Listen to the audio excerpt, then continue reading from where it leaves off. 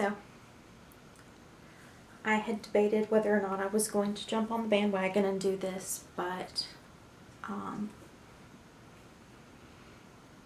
I feel like that my opinion is valid, so I feel like I have the right to voice it, because that's kind of what YouTube is about, is differing opinions having a say.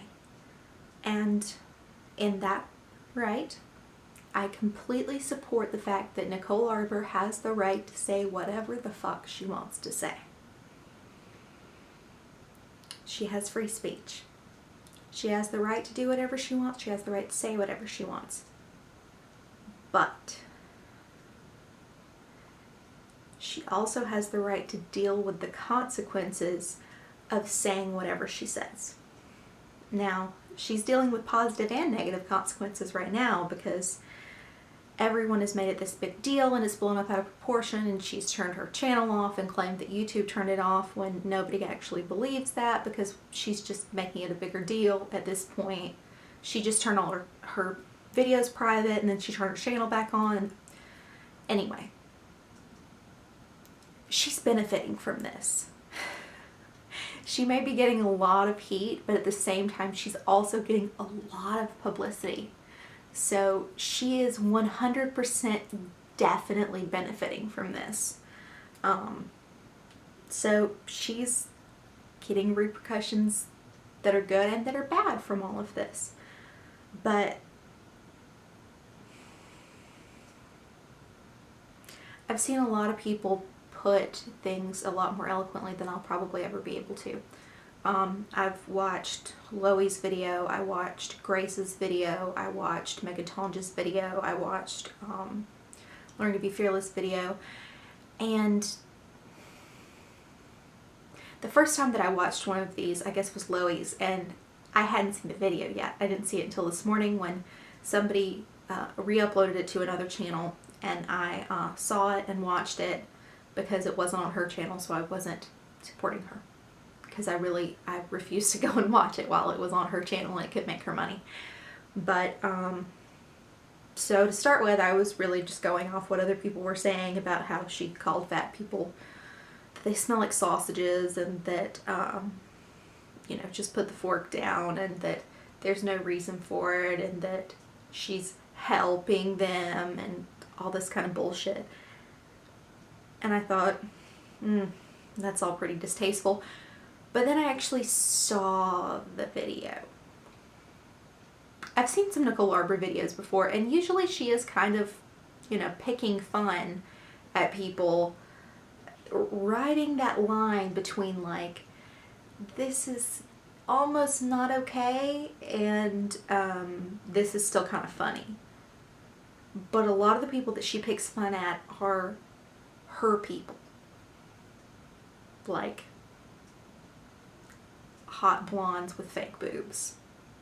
So it's a little more tolerable to poke fun at your own people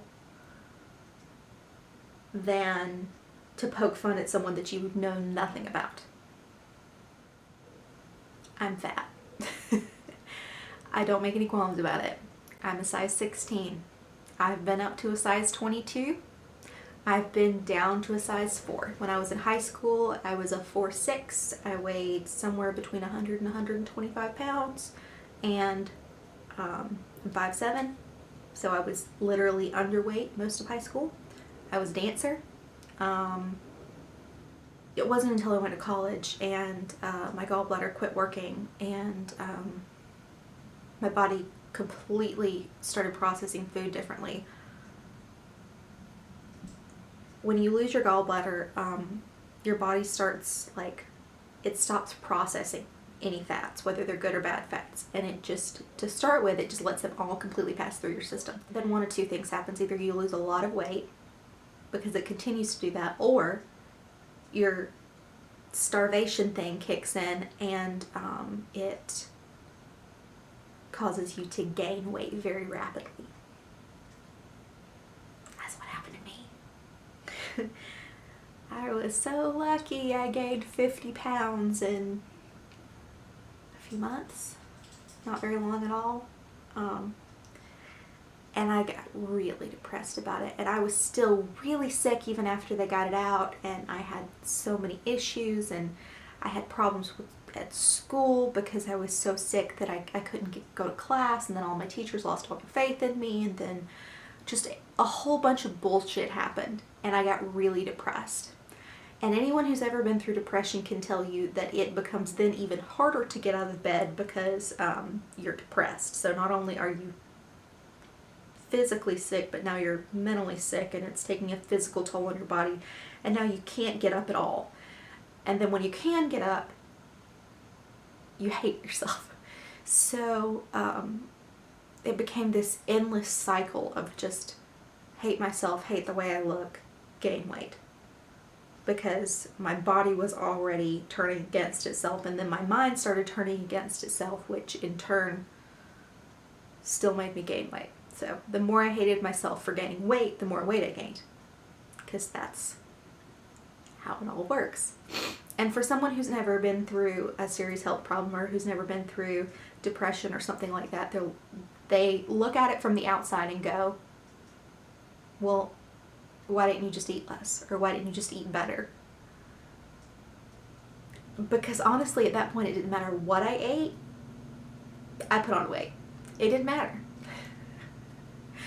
It really didn't matter how many calories I had. And I know that people are going to call bullshit on that, but it's true. It didn't matter if I ate nothing for days and days. I gained weight. And I hated myself. Hated myself. I got a boyfriend. I tried to bury myself in him and find self-worth in him, and I couldn't. And he had issues, and I had issues, and our issues piled on top of each other, and it just made more issues. And I hardly ever left my house. And I went to a psychiatrist, and I went to a therapist. And I was on meds. I was on all kinds of meds. They changed my meds constantly, trying to find the right dosage. Some of them made me mean. Some of them made me sadder. Some of them made me suicidal. Some of them made me,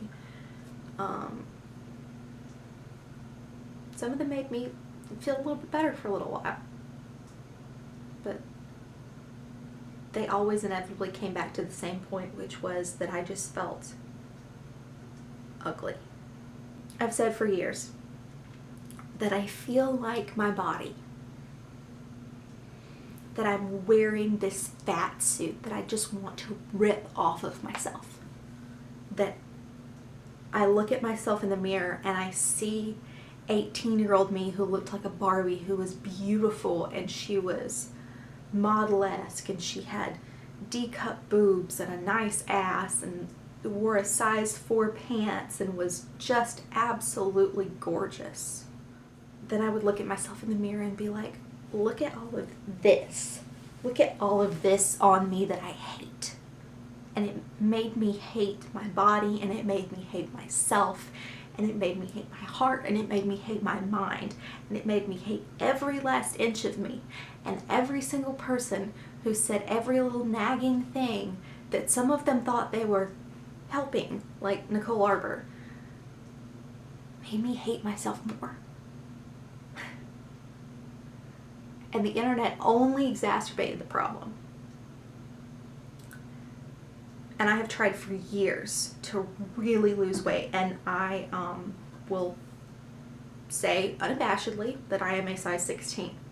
I weigh 200 pounds. I am still 5'7". That has not changed. I try to eat as healthily as I can. I'm not saying that I never get fast food, because that'd be a lie. I'm not saying that I don't occasionally drink soda, because that'd be a lie. Sometimes when I'm having my digestive issues, soda is the only thing that helps, and it just is.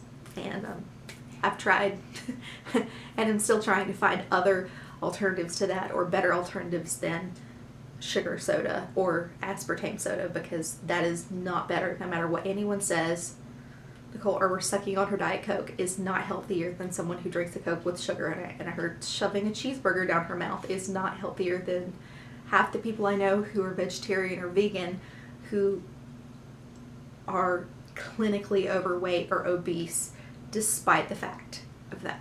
So, she's a hypocrite. She's a hypocrite. And because she's a hypocrite, because she has this perfect body that probably she doesn't do as much to try and make perfect as half the people I know that are overweight or obese do, she thinks she has the right to sit on her pedestal and judge because, oh, it's so easy for me, so why isn't it so easy for you? Because it's not so easy. It has so much to do with so many things. The more that you tried to diet or restrict, or for people like me who had an eating disorder growing up, or any of those things, it fucks up your metabolism for life. It makes it harder and harder and harder and harder every single time that you try again. Every time.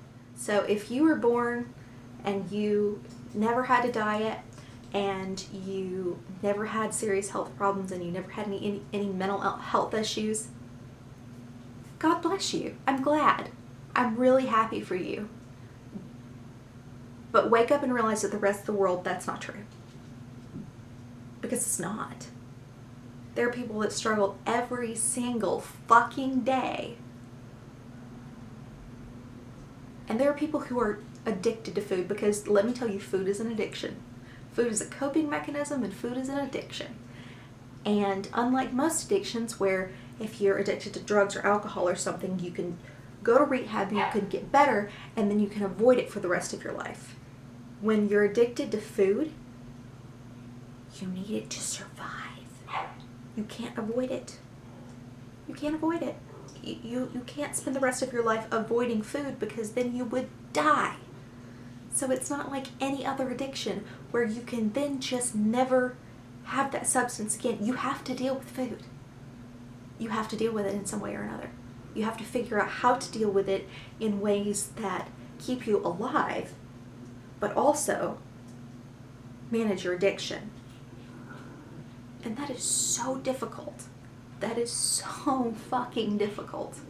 As someone who has been there and dealt with it, it is so fucking difficult. And if you've never been there and dealt with it, don't fucking judge. You don't have the right. You don't. You don't have the right to sit up on your pretty pedestal and judge. You just don't.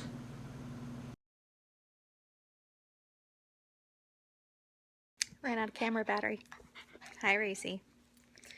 So I'm gonna have to wrap up on here. But basically, I rambled on and on to say that if you haven't walked in somebody else's shoes, don't freaking judge them. And you never know what someone else is going through. And so even you being funny or helpful may be the straw that broke the camel's back, and it may be the thing that tips them over the edge to finally do the thing that they've been thinking about for weeks or months or years, about how much they hate themselves and they just wish that it would end. So unless you want to be the reason that someone hurts themselves or kills themselves, don't assume that you know anything, and don't judge someone else when you haven't walked in their shoes. Just don't. Fat shaming is real. Being body positive can be a thing without promoting the obesity agenda, because there is no such thing as the obesity agenda. I'm sorry, all of you people who have your little... My dog. I'm sorry, everyone with your conspiracy theories that thinks that there's an obesity agenda. You probably think it's sponsored by Obama too, right? But there's not. None of this bullshit you've come up with your head. The only thing that's true about it is that you're truly hurting people. And you could be truly helping people. You could be using your time to do something good, and you're using it to do something shitty and attack other people. Which, the thing that I say to every single person that feels the need to attack somebody else is, You need to look at yourself and see what you're hating about yourself so badly that you feel the need to attack a perfect stranger on the internet. If you feel that you have to attack somebody, then there is something seriously wrong in your own life and your own heart, and you need to get that straight before you start pointing at other people.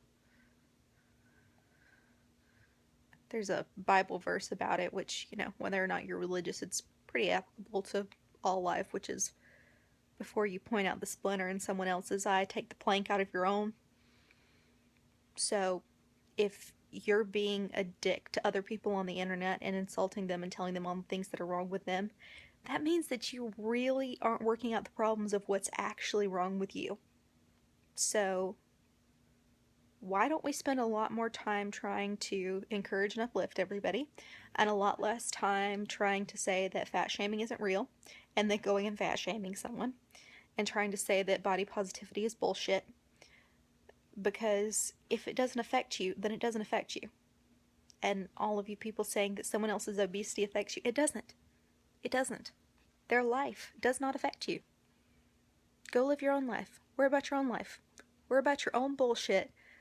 Because if you think that there's some sort of toll on the economy or on you or something, think about all the things that you could be doing to be less of a toll on the economy or on the health system or whatever.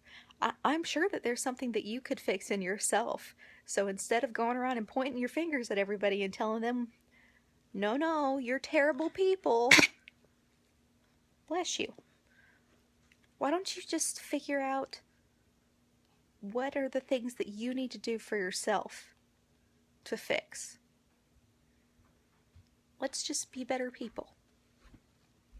That's what we should all take away from this. Stop being shitty to each other. It's that simple. Just stop being shitty to each other. Be good people. Be nice. Be decent human beings. Don't spread hate. Spread love. We all have free speech, but it's what we do with that speech that shows what kind of people we are. So, do you want to be the person that is forever remembered as that person the entire internet hated because they said fat shaming wasn't a thing and then everyone attacked them? Or the person who quietly stood up for other people who didn't have the strength to stand up for themselves yet? I mean, that's what it boils down to. Do you want to help or hurt this world? Because she made her choice. So, make yours. I'm going to choose to help people. I hope that's your choice too.